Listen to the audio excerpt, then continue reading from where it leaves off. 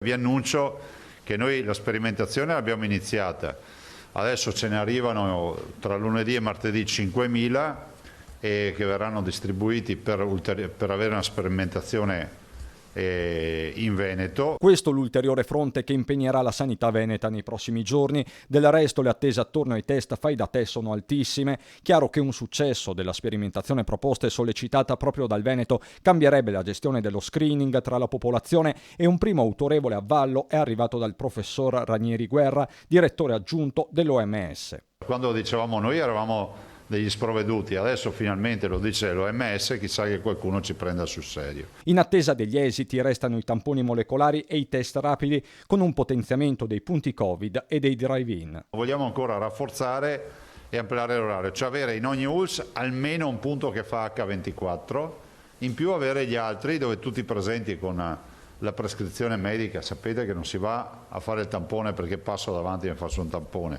ma ci deve essere la prescrizione. Lo fai con dalle 7 alle 19. E questo nel giorno in cui la macchina sanitaria veneta ha effettuato più di 50.000 tamponi, un record che forse ha consentito al Veneto di rimanere in fascia gialla, contrariamente a Friuli ed Emilia Romagna. Più che un successo per Zaia, uno scampato pericolo che deve responsabilizzare anche nei confronti del rispetto della nuova ordinanza contro gli assembramenti. Invito di capire che non abbiamo vinto nulla, non siamo i primi della classe, non è un gioco a premi. Non abbassate la guardia, fate sto sacrificio, chiedo ai tanti giovani. Sacrifici che riguardano soprattutto alcune categorie economiche, ma il messaggio è chiaro. A me spiace un po' per gli operatori dei centri storici, ma non avevamo alternative, cioè l'alternativa è chiudere tutti.